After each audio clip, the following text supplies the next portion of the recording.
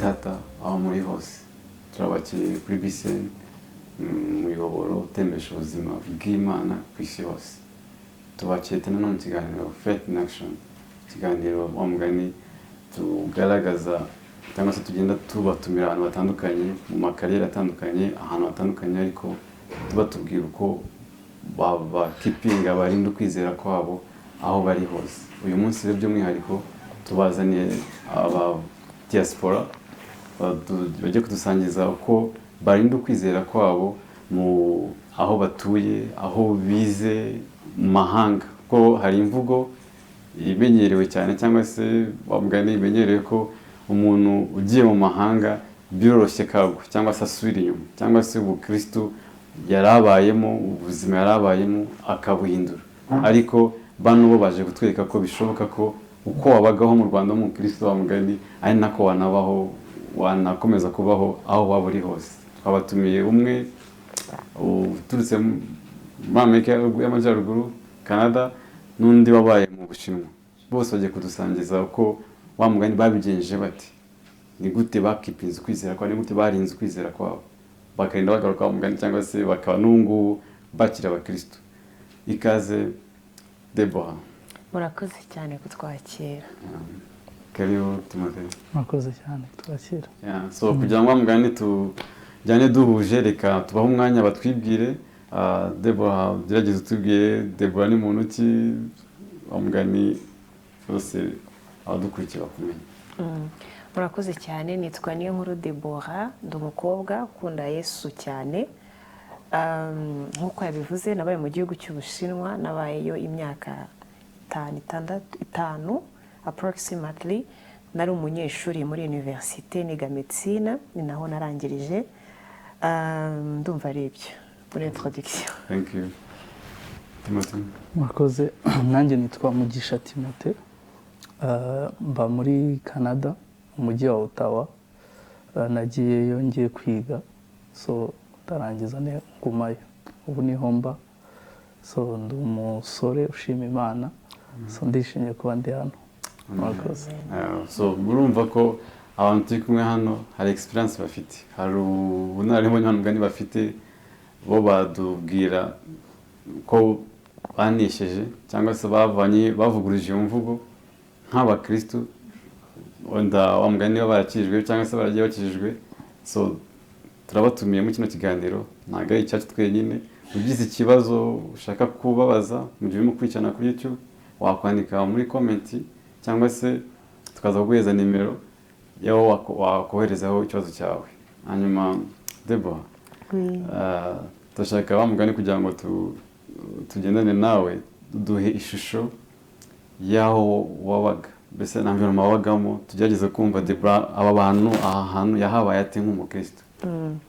Ahantu umujyi nabagamo nkigerayo igihe kigera mu mezi 9 nabanje kuba ninjye munyarwanda njyenyine wahabaga narahisanze enfin kugira wenda mbahereza ishusho gato ya environment nabagamo nageze ku ishuri kuwa 4 kuwa mbere twari butangire kuwa 4 nsanga Saturday bapanze ko hagomba kuba ikirori cyo gusezera vacances twakitaga ngo bye bye vacances then kuwa 4 mpagera ndi umwana wakuriye mu idini wakuriye mu rusengero uba muri korali enfin wakoraga ibintu byose byo mu rusengero ariko udakijijwe neza kuko nari umwana mwiza kubera mu rugo ngomba kubahiriza izina ryabo ariko ntavuga ngo nafite agakiza kanjye personnel mpageze kuwa 4 nisanga mu cyumba njyenyine ntegereje ngo ko abandi bazaza kunjoininga probably Saturday and mpasanga abandi banyafrika naha banyakiriye bambwira ko nyine hari icyo kirori kandi iyo utakigiyemo bahita bakubona nabi you already holding a bad reputation so you have to show up in order to make it to the school ibintu byinshi. Then I was like okay ndagenda ngiye kureba icyo kirori cyari cyo n'ubwa mbere nanigiye mu kirori kuko mu Rwanda se nari guhurira he nacyo ntaho nari guhurira nacyo ngiyeyo ndacanganyukirwa mbona abantu bari kubyina bari ndavuga ni wait what's going on nta n'iminota 10 nahamaze nese njya mu cyumba kuko nari nsanzwe ndi umuntu wikundira kuguma mu cyumba. Then The next Sunday, so that happened on Saturday. Then the next Sunday, mu gitondo, twagomba kujya gusenga. Kiramo ingutiya yanjye njya aho banyeretse ko tujya gusengera.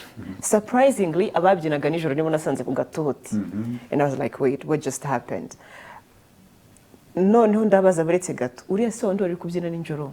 Barambwira ngo yego niwe. I was like, okay, hold on. None se umuntu ubyina anahagara ku gatoti hano? Barambwira ngo yego. None se arakijijwe? Barambwira ngo yego. Ndavuga nti hano ariko mukizwa? Barambwira ngo yego. I was like, okay. Ubwo mara icyo gihe cyose naracanganyukiwe ntazingukishijwe n'uyu kuko none urumva ko na foundation ari ifite ntabwo ari ikomeye. Sinari nzi ngo gakiza ni iki bimeze gutya na gutya. Ntabwo nigeze mbijyamo, sinigeze ni involvingamo kuko urumva nari enfant gentille kandi nkabona ko kame muse ndajya kubyina ijoro ryose nakundaga kuryama. It did not make any sense for me. Kunuvuga ngo nitwaraga neza ntashingiye ku gakiza nari mfite. It was more of a good habit I had. Yuko ku cyumweru njya gusenga kandi kugira ngo njye gusenga neza nuko mba naryama. So that was the environment. And it's a Chinese country, ni igihugu kiri communiste, ntabwo bemera Imana. N'abarimo bakijijwe bavuga yuko bemera Imana basenga bonyine, abanyamahanga ntabwo twemere kujya muri congregation zabo. Kandi niba tutemera no kujya muri congregation zabo ziri mu Gishinwa, uracyari mushyashya nturakimenya neza. So ukumva ko environment murimo mpuye nabo bantu bakijijwe banabyina, nanjye uri kuri urwo ruhande udazi neza ibyo ndimo, none nabo Abashinwa bakijijwe utemereye kwinjiramo. N'uyo environment nari ndimo. Ndakubiza ukuri. Tugarukaho at least wenda dubaye ishusho wa mugani yaho waruri. Ndakeka hari ibibazo byinshi cyangwa se amatsiko menshi mu badukurikiye nayo mfite. Timothy, wowe wa mugani Canada wisanzeyo, you are kutagese wabanye n'Abanyafrika abazungu ho hari hameze hati cyangwa se bacyanariyo duishusho y'abantu tuye. Ya murakoze. Nanjye nta hantu bitandukaniye cyane na story yiwe. Ahubwo nanjye kuvuga ati arabivuze byose. Ariko nanjye nkigerayo nisanze nanjye mu nzu y'Imana nk'ubugendo uvuye hano, nagize amahirwe kugenda nkijijwe, ngezeyo so urumva nahe mvuye church nasengeragamo hano ya IRC, turi on fire niko nabivuga, consecration n'ibindi. So rero ngiye hariya nkuko abantu bose iyo bagiye kugenda biba bimeze ufite amakuru icyambere uzagwa, cya kabiri birarangiye mbese. So agakiza ugasiga mu ndege niho gasigara. So ngezeyo ni nanjye njya mu nzu y'Imana njya gusenga, ndibuka nageze ari jeudi njya muri church dimanche mfite amatsiko, ngezeyo nsanga turafata Saint Seine. Ubwo rero narinzi ko uko nari nsanzwe ndanze ko Saint Seine zibaye amadayimoni aravuga.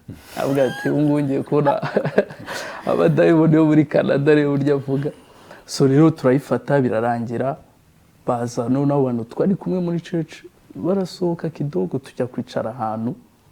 Ikintu cyantunguye ari nacyo nanjye nshaka kuvugaho no buryo bose bafashaga hiye, bafata akantu kameze neza rwose nkabona uduhenken turi kunyuramo kandi bisa nkaho nta kibazo gihari. Ariko ndashimana yuko uyu munsi abo baje bose twari kumwe ubu bose nta numwe ugifata. Amen. Ariko iyo nsubije amaso inyuma wenda nkuko abimbaje environment uburyo nayisanze byari bitandukanye nuko natekerezaga ubu Kristo n'uburyo nabubona. Nisanze mu bantu babirimo wenda bamwe nibwo bari bagikizwa, abandi nabo babirimo ariko batabirimo neza. So nisanga ibyo narinzi bitandukanye, ubu Kristo nasanze budasa kandi mfite amakuru yuko wawe uri Kigali, wawe uri hehe, aho Kristo bose ni bamwe. So nisanga ari ahantu dusa nkaho imvugo itandukanye niyo bavuga. Ya ndumva ariyo environment nisanzemo nkihagera. Wow. So nanjye kubaza, of course wagiye ukijijwe, hanyuma ndashaka no wenda tukute twinjira aho ngaho urahageze muri Canada, wabaye tuhe none ubu Kristo bwawe bwagiye bwivura bute muri iyo environment kugeza nawe uko tubwiye barangira naya bamuvinyo baburetse. So tuhe hanyuma satangiye kubaho ute wenda ukipinge kwa kwizera kwa nabwo Kristo wari uvanye hano. So urakoze. so nkihagera maze kubona ibyo bintu so nasabye Imana inshoboze kumenya uko mbana n'abantu kuko hari igihe rimwe na rimwe ushaka kubana n'abantu ubwo ukabegeza hirya nimukomeze kubana nk'uko musanzwe mubana. So ikintu na decision nakoze nuko ngomba gukipinga ibintu namenye kuko aho ndi maybe sinzabibona nk'uko nabibonaga mbere. So rero nsaba Imana ngo ati Imana nimba ari ugusenga ume gusenga nk'uko nasengaga, nimba ari ukwiriza ume kubikipinga nk'uko byari bimeze. So ruko iminsi yagiye igenda nagiye mura n'ama challenge. Hari umuntu umwe yigeze kuza arambwira ngo arambwira dusangiye, namubwira ati munsi ntago nafasha akantu turasangira ku mugoroba. Arambaza ati haryo witwa Timoteyo? Ati shati nanjye naje ndi Paulo. Ati mu yandi magambo ibyo wigira nibyo bisi bike. Kandi koko nkurikije amateka yambwiye yari umuntu wigishaga mu mametro ajyamo akavuga ubutumwa, ariko uko iminsi yagiye ishira yagiye murya asanga bya bintu byamushizemo. So rero ikibazo warumbajije cyo kuvuga ni gute nabigenjeje nuko nakomeje ya discipline nigishijwe nyiri hano mu Rwanda. Bwa buzima bwo gushaka Imana, so nza no kugira amahirwe na church narindimo mbarizwamo n'uyu munsi Cross Point, nkomeza gusenga, nkomeza kuyibamo nk'uko bisanzwe, so naho tugafashanya bituma mbasha gukomeza mpagaze kugeza uyu munsi. Amen. Ndashaka no mugani duhe bifatika izo actions, ibyo bikorwa, izo discipline, izo nibi byageze bilistinga twumve wa mugani. Ngo kubilistinga harimo of course gusoma ijambo ry'Imana, ariko especially kugira ibihe byo kwiherana n'Imana.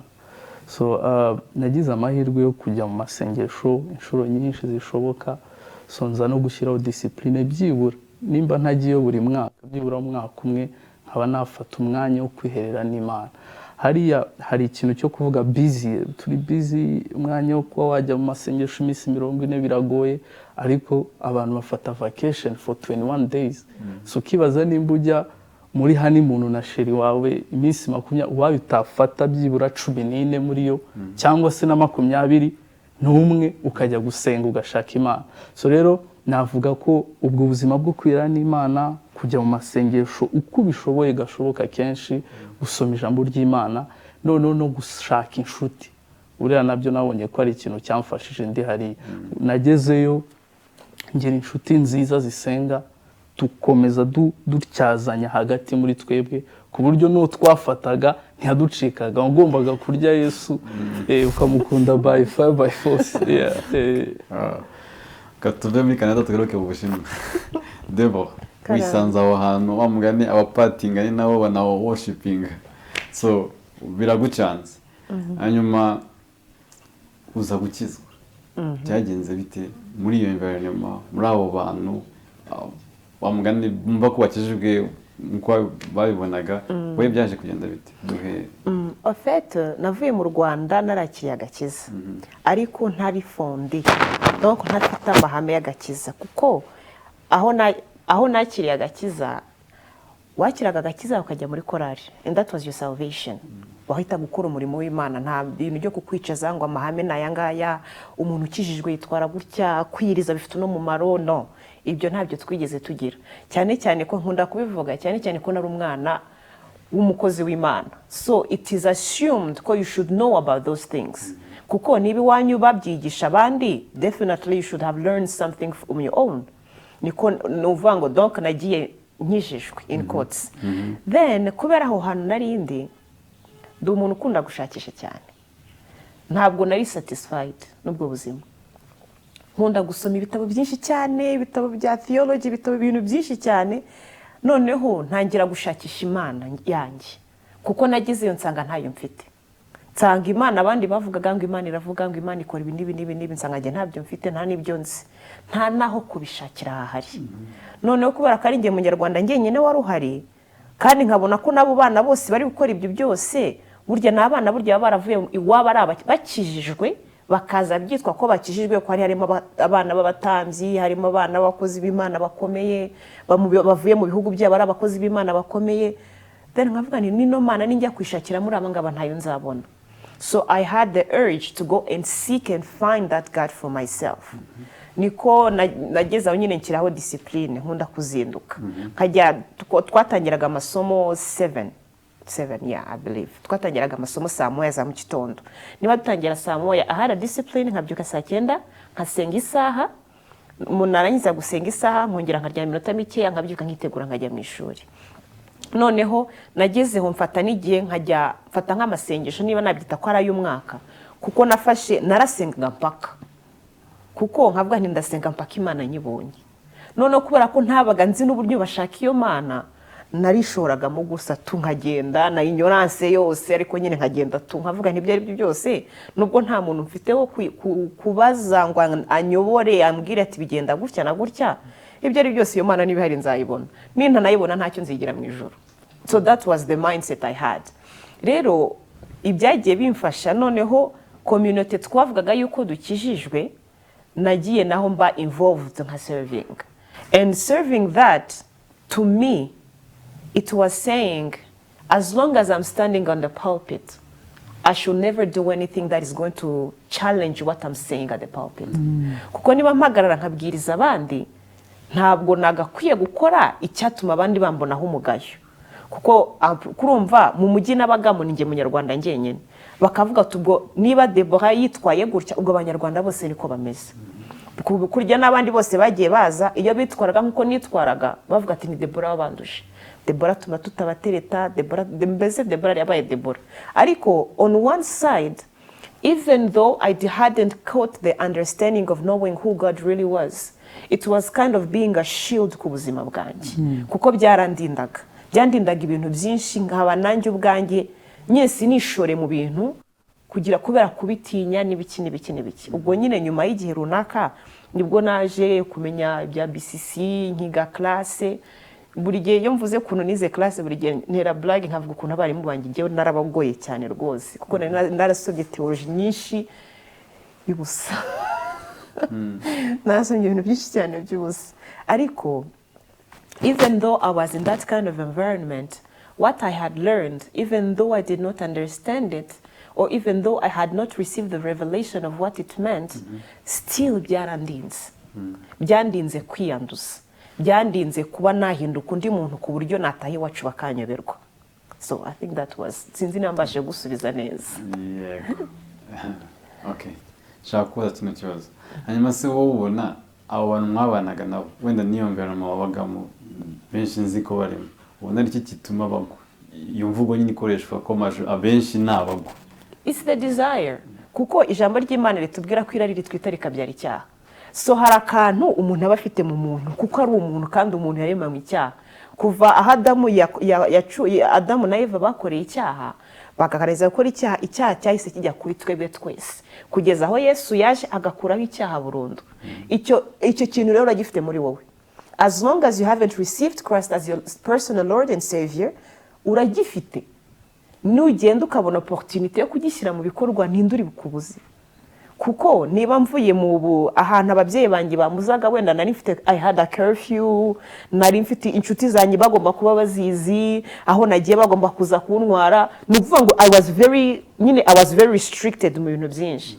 Niba ngeze ahantu rero nta muntu mpamagara ngo kutarataha kagera ahantu ako kantu nari mfite muri ngewe ibyo ari byo byose kazasohoka kagaragara. So that's nicyo gituma abantu benshi bahinduka, abantu benshi bagwa. Kandi ikindi, people do not know their identities.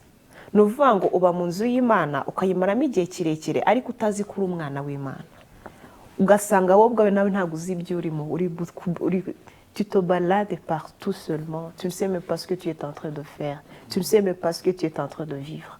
Ukiretrouva utazi uwo uriwe. Noneho iyo ugeze ahantu nk'aho ngaho haguhereza amahirwe yo gukora ibyo wifuza, umuyaga wose ugukuriye urakujyana. Kuko ijambo ry'Imana tubwira we have to be firm in our faith so that we will not be tossed left and right by different teachings. Niba ibyo utabifite se uguhamagara wese uritaba. Ikiguhamagaye cyose present je suis là. Rero ibyo nibyo twirinda. So I think there's always an open door. Hari umuryango uhora ufunguye, abantu babiteguye ko umuryango nimuduhereza karibu turinjira. Kandi Satani se ko ahora arekereje, he's there waiting for you. Just open the door, I'm going to come and show you the party.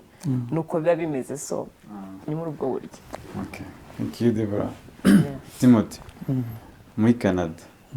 Ugezeyo ukijijwe usanga kubitanye n'abandi bamugani bakijijwe. Ndashaka uduhe what was your ihe challenge wahuye nayo nk'umuntu wari usanzwe ugize abashuti bakijijwe ariko wa mugani ushaka kumodify cyangwa se guhindura ubukristo bwawe reka gutyo tubwire nka challenge wagize cyane wowe akutanye nayo hano.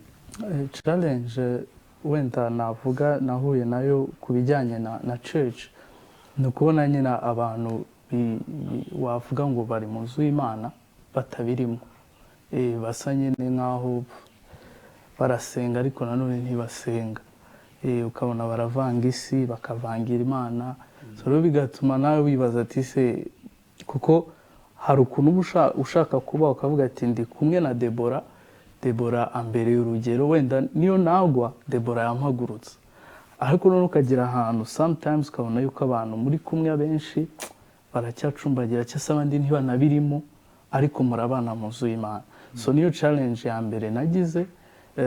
Ikindi wenda navuga no kubona yuko hariya gusenga nyine ntago ari ibintu bya gusenga rimwe mu cyumweru kandi ntago ari ibintu hari abajyaho nyine just bakagenda nka tourism nk'uko ushobora kujya kureba filme uvuga ati reka mfe kwigira muri church kubera nta handi hantu ufite ho kujya ntago Imana ari ikintu bafasheho bagira gute.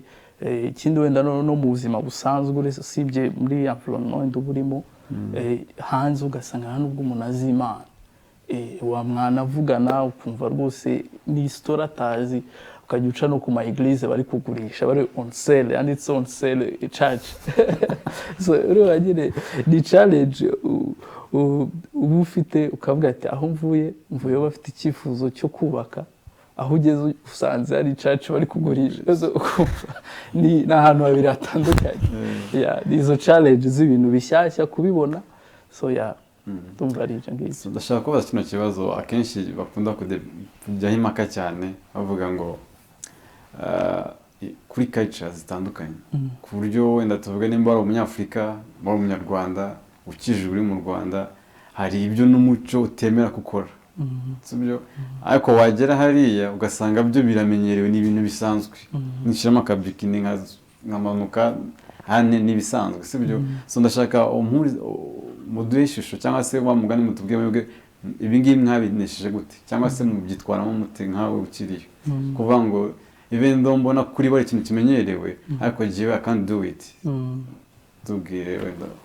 Yes ariko hari wenda n'ikintu navugaho nuko hari kuna abantu babeshyera umuco rimwe na rimwe kuko hari na wenda nabo twita abazungu hari usanga rwose bambara neza kandi bahesheje Imana icyubahiro ahubwo ngiye nibaza yuko ni umuntu ku giti cye ushaka kwambara imyenda y'abana kandi akuze ugasanga niwe muri ariko si culture kuko hariya hari ama eglise vraiment meza y'abantware y'abazungu y'ubwoko bwose bw'isi kandi ugasanga bakunda Imana bubaha Imana kandi bambara neza so rero ku kintu cy'imyambarire wenda twavuga n'imyitwarire y'abantu n'umuntu ku giti cye n'umuntu ku giti cye ubihitamo kwambara uko ashaka kwambara hariya wenda haranashyuha cyane hari igihe usanga umuntu yambaye akantu gatoya kubw'impamvu z'ubushyuhe ariko hari n'abantu usanga bambara imyenda miremire itabashyuhira nayo irahari so rero nibaza ko ntago nibaza mbega na church cyangwa se n'umubiri wa Kristo nawo ufite umuco utugenga tugomba kugenderaho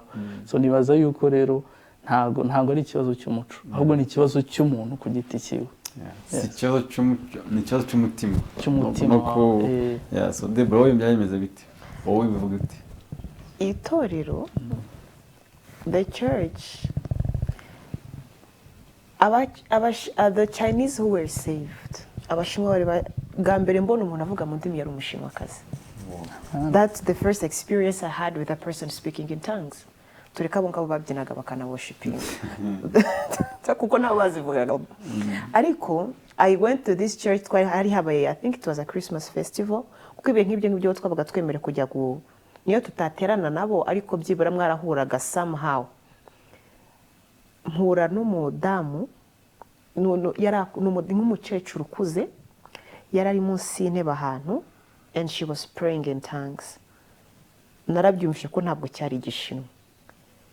Ndamutega amatwi, noneho iyo umuntu ari gusenga kandi ari gusenga koko ubu byumva ko ari gusenga, ikirere rwose kiba kiri clear, uhumeka ukumva umwuka uragenda, nyine uba wumva aho hantu hari cano yafungutse hagati y'ijuru n'uwo muntu, mbese bari gukomunika.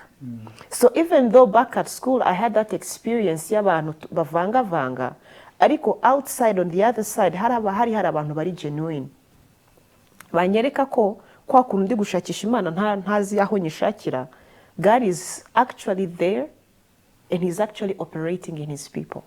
Kugira ngo usobanukirwe ijambo rivuga ko nyine indimi zose n'amavi yose zapfuka amavuge ko Yesu ari we mwami.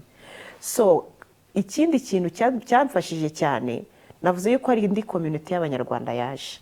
Abandi baje bose bakijijwe. Noneho muri abo bose baje bakijijwe hari abari babikomeyemo cyane. Baraza bahinduka imbaraga nari nkeneye, bampindukira amaboko. Donc abo bantu nyine baje kumfasha muri uwo murimo. Dushyiraho gahunda, every week we had time of prayer. Buri cyumweru twabaga dufite igihe turi bubwirize abakobwa gusa, buri kwezi ko gutangiye tugafata croisade nyine donc se twari bangaye, twari batandatu. So it feels ariko urumva we were a lot, kuva kuri umwe twajya kuri batandatu. That was a huge community y'abantu bose bakijijwe. Noneho ikindi nuko the church ihantu hose ku isi, the church is the church. Hari abantu bavanga, hari n'abatavanga. Hari abantu there who genuinely love the Lord and serve the Lord. Iyo community y'Abashinwa aho iryo torero precisely, every Sunday they had a communion. Buri cyumweru cyose bagiraga sensen. Buri cyumweru cyose bameze nka bya bindi tusama mu ijambo ry'Imana byakozwe n'intumwa, ngo uko bahuraga basangiraga ibyabo, nuvuga ngo bamaraga kubagaburira ijambo ry'Imana, bana batekeye bakarya bagataha bahaza. That was every Sunday. Ntabwo nariko rero abadiakoni bazajya mu ijuru pe, kuko every Sunday. It's not, here we're not talking about rice and beans. We are talking about multiple dishes. Kuko Abashinwa bazikurya kandi bakarya neza. We are talking about multiple dishes. So eventually unyira ukabona ko hari abantu bari ku munzira igana mu ijuru, kandi wakwinjira ahantu ukabimenya ko abantu vraiment bari gusenga Imana. Noneho nkuko nabivuze, nageze aho niga class. Mu kwiga class nanjye natangiye nyine gufunguka amaso, ndavuga none agakiza se kwa. What is it having a salvation for myself? Ngira aho niga intimacy with God. Ntangira none kubona ko noneho nanjye ntangiye kubona umurongo ngomba kugenderaho. And that nyine ubwo bigatangira kugufasha ukabihuza n'ibyo uri kubona n'amaso yawe, nawe ugakora amahitamo yawe. Kuko burya ninjye ujya mu ijuru, nta muntu tuzajyana. Ningera imbere y'intebe y'Imana, ntago Imana izabaza ngo Peter, Deborah akoraga iki. That's not what is going to happen. God is going to be like, you did well, you faithful and good servant. Izabibwira ngiye Deborah, ntago izabiri kubwira somebody else. Kandi I will have to account for my own actions. So whether we say ngo church ngo kuba hanze ngo biragoye, what, you are still going to make account of your own actions before the throne of the Lord. So tureke kugenda muri ignorance nk'abantu batazi Imana. Niba waranyimenya Imana, you have to hold on to that, kuko nicyo kizakomeza nta kintu. Deborah, la wenda minota mike dusigaye, ndashaka wanze utubwire imirimo igaragaza ukwizera kwawe. Twinjira mugane tubwire niki kigaragaza ukwizera kwawe, n'ibiki bigaragaza ukwizera kwawe, ko wamugane ijambo ry'Imana tubwira ko ukwizera kudafite imirimo kuba gupfuye. Kandi bamugane ngo tuvuga ko twizera Imana, ngo n'abadayimoni nabo barayizera. Mbese ntabwo kwizera gusa bihagije. N'ibiki wowe bigaragaza ukwizera kwawe? Icyambere cyo was a personal determination I had. Nuvuga ngo ngiye ubwanjye Deborah, ni gute ngiye kugendana n'Imana. Kuko niba ngambiriye ko ahangeze hatanyanduza cyangwa nahinduka n'igitutse ku Mana, kuko to me the greatest challenge was, ntabwo nari mfite ikibazo cy'iwacu. Etape yo gutinya mu rugo nari narayirenze, ariko none nari ngize kuri etape yo gutinya Imana. Nkavuga nti noneho niba ntanatukishije iwacu ko nitwara neza, privately sintukisha Imana. Kuko if my parents are not watching me privately, God is still there. So I had a personal determination. Ndavuga ni ngiye ubwanjye ku giti cyanjye ngewe sinzahemukira Imana kuko at the end of the day ndifuza ko Imana nyine hatagira ikintu kibuza ubusabane bwanjye n'Imana. That was the first thing. Icya kabiri, ubuzima bwo gusenga. Ubuzima bwo gusenga kandi ugasenga cyane kuko it's true we are busy. We had schedules to study the whole day. Tukiga kuva saa moya za mu gitondo sometimes until 9 p.m. Twagiye tugira breaks mo hagati. If you have fasted, niba utagiye kurya saa 12 ubwo urajya saa 4 z'ijoro. Because that's when you're going back to your room. And if you're fasting tomorrow again, you have to eat into that 2-hour window. Kuko nta bundi buryo uri buze kubona. So nubwo buzima bwo gusenga, it trains you into nyine umubiri wawe kucisha bugufi ukamenya ko Imana ariyo hejuru ya byose. Ikindi cya gatatu, having a community biragufasha burya. Ntabwo uri kuba wenyine kuko ngiye mba nyine byarangoraga cyane. Urumva nabyo ndabizi pe, people are able to survive on their own, mais Dieu est un Dieu communautaire. Ntabwo Imana yageze ivuga ngo mugende ngo mubeho mwenyine, no. Inarema yaravuze ati tureme umuntu umeze muri mu ishusho yacu. So c'est un Dieu communautaire. Ni Imana nyine ifuza kubana hamwe n'abandi kuko wewe nyine ntabwo wakwibashisha urugendo. Niyo mpamvu ukeneye abavandimwe, those people who are running the same race together. Icyo ni icya gatatu. Icya kane kandi cy'ingenzi kurushaho nuko, how do I say, have the thirst of learning. Soma ijambo ry'Imana, soma ibitabo, read, get knowledge. Ntusenge ngo Imana ngo iguhereze ngo Imana ngo y'ubwenge ngo ijambo ryo kumenya just in the skies in the ahantu runaka. Invest your time. Kuko nubwo yes you are busy with life and everything, but still set your priorities straight. Niba ushaka kumenya Imana, ntabwo Imana izaza ngo ikwikubita imbere, ntabwo ari Imana. Ugomba kujya gushaka Imana. You seek him. Iryo jambo seek ntabwo ari ukwicara ukaryama ukiyorosa. Ugomba kubyuka iyo Mana ukayishakisha. Kandi yatanze ijambo ryayo kugira ngo tuyibone. Ibitabo byagiye byandikwa kuva kera kugira ngo abantu basobanure Imana. Basobanure Imana, baganire ku bintu by'Imana. So tanga umwanya wawe and invest in learning about that God. Kuko Imana uyishakije wese arayibona kandi yihishurira uyishatse. So I think that's nibyo navuga. Thank you. Imirimo mugani iragaragaza ko kwizera kwawe. Timothy, ni iyihe mirimo igaragaza kwizera kwawe? Debora yabimazeyo ariko kandi bari buvugisha babisobanuye neza cyane. So wenda ikindi nakongeraho ni ikintu kijyanye n'imbuto z'umwuka wera. Kwera imbuto z'umwuka wera, kugira urukundo, gukundana, ugakunda umuntu atari uko hari icyo umushakamo cyangwa umubona amazakugirira, ukamukunda just kuko umubona nk'umuntu w'Imana. Kumvira, kubaha, guca bugufi. Hari igihe dushaka ibintu biri so powerful, hari ibitoya byatunaniye. So rero njye numva ko vraiment faith in action ni ukugira za mbuto z'umwuka wera, kugira urukundo, kubaha, guca bugufi, ukagira abantu hari abantu mubana muri church ariko ukabona ikintu cya imirite mwuka cyaranze neza kabisa. Kandi powerful yavuze ijambo ry'Imana twese bushaka ahantu muca. Ariko ikintu cyo guca bugufi cyo cyase kuba yakunda undi muntu, cyase kuba yavuga ati uyu munsi ntabenge abe Debora. Ikintu cyo kugira imbuto z'umwuka wera muri wowe, gutinya Imana, kubaha Imana, urukundo. Rwose ngewe hamwe n'ibyo Debora yavuze, ufashe ibyo ngibyo yavuze, gusenga, kugira ukongeraho ako kantu ko kugira imbuto z'umwuka wera, nibaza vuba ko bya guhagarika muri faith yawe. Kandi ntube n'umumaro gusa, kuko n'akazi tubamo ka buri munsi buriya na boss abashaka kuca bugufi. Nabo mubana mu rugo abashaka kubakunda cyangwa subire ku rukundo. So ndumva ari ibyo ngibyo. Yeah, so this was anything to add? Okay. Timothy, Canada ndabizi y'abanyarwanda benshi n'abanyafurika benshi. Ubona nka challenge bakubita hasi cyane ndiki. Omugani w'icyo watsinze hariya niki. Hanyuma kinsubiza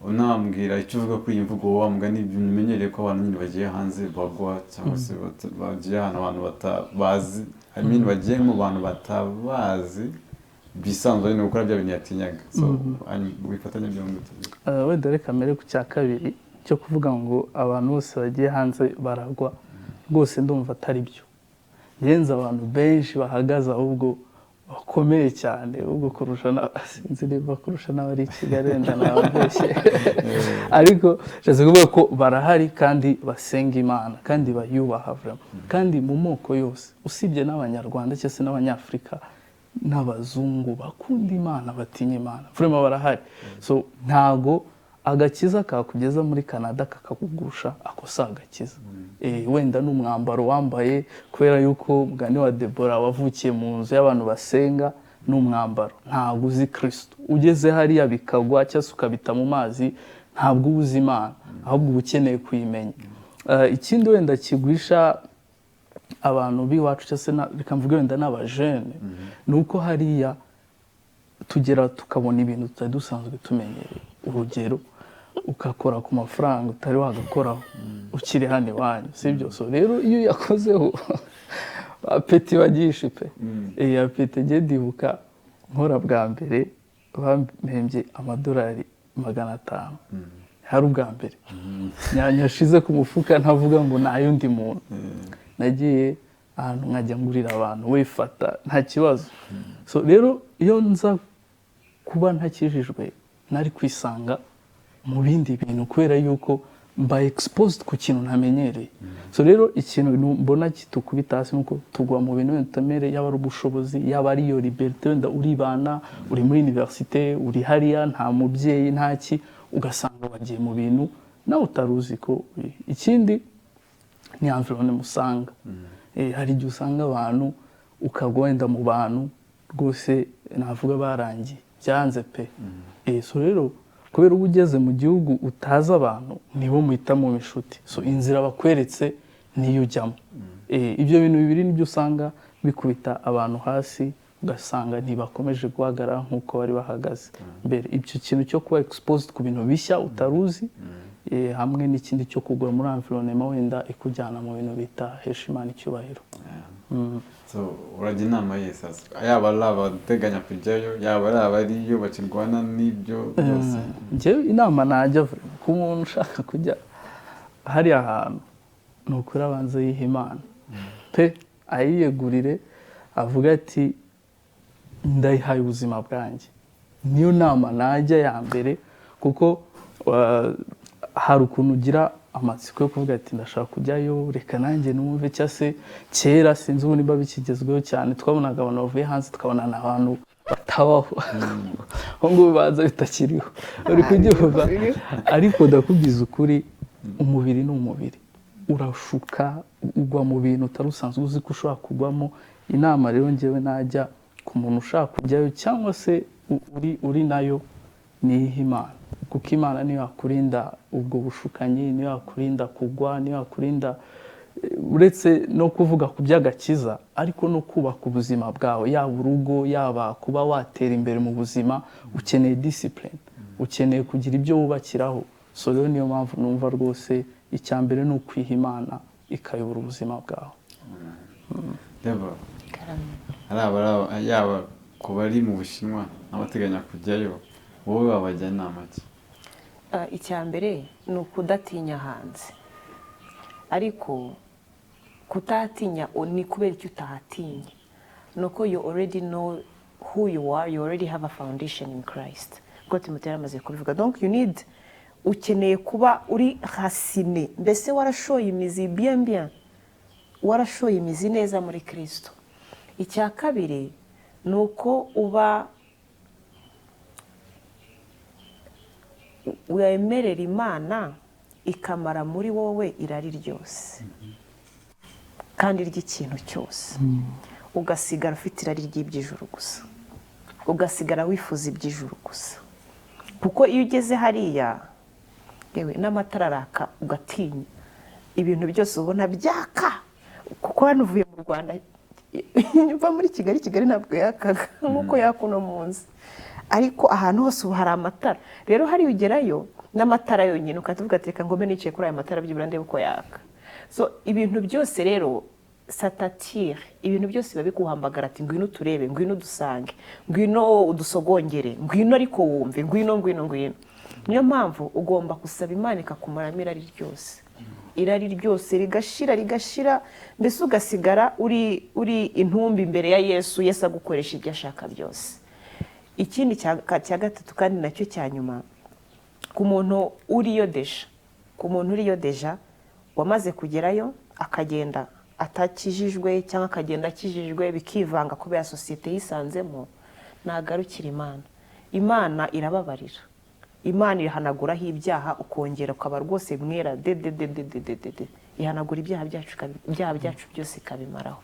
Nagarukira Imana ayishake kuko Imana irashakishwa kandi irabona. Murakoze Deborah na Timothée. Ndakeka rwose iyi package irakwiye ko yaba ari uteganya kujya hanze, yaba ari wowe uriyo rwose ntuzagushwe n'iyi mvugo cyangwa se nawe wisanga uvuga ibi ngibi ko ugiye hanze aragwa cyangwa se si no hanze gusa, n'abavuga ngo bavuye mu cyaro yajya mu mujyi nawe akagwa, ku buryo ubukristo usanga bavuga ngo ni ubuturage cyangwa se wabona uba kuri kumva wabaye ntabwo uri updated. So birashoboka ko warinda kwizera kwawe muri situation cyangwa se muri community yose wakwisangamo, kuko umwami n'umwe n'umwanzi n'umwe, icyaha ni kimwe hano i Kigali he hose, so ukinesha n'umwe rwose. Nta kindi wamugani tuvugira ibi ngibi no kugira ngo muri bakeya bahagaze nawe ube muri abo ngabo. Turagutumete no mu kiganiro cyacu cy'ubutaha muri BCN rwose, nawe wakiye kuri ubuzima ndetse nawe ugeze kuri benshi. Imana ibahe umugisha aho ubutaha.